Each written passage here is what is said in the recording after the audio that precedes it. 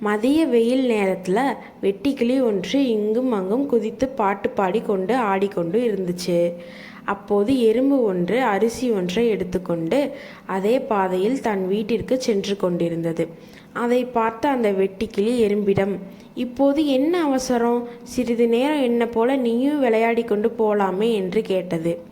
அதற்கு எறும்பு, இன்னும் சில நாட்களில் வெயில் காலம் முடிந்து மழைக்காலம் தொடங்கப் போகிறது. மழைக்காலத்தில் எவரும் வெளியே செல்ல முடியாது. ஆனால் அந்த நேரத்திற்கு தேவையான உணவை இப்போது இருந்தே நான் என் வீட்டில் சேகரித்து வைத்துக் கொள்கிறேன் என்றது.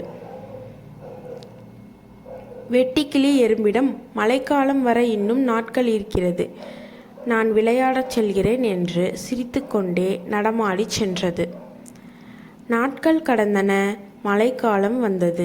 தான் சேகரித்த உணவை உண்டு தன் வீட்டிலேயே எறும்பு இருந்தது. ஆனால் அந்த வெட்டுக்கிளிக்கு உணவு ஏதும் கிடைக்காமல் உணவு தேடி மலையில் சுற்றித் திரிந்தது. அப்போது வெட்டுக்கிளிக்கு எறும்பு உணவு சேகரித்து வைத்திருக்கும் இடம் தெரிந்தது. வெட்டுக்கிளி எறும்பிடம் வீட்டிற்கு வந்து,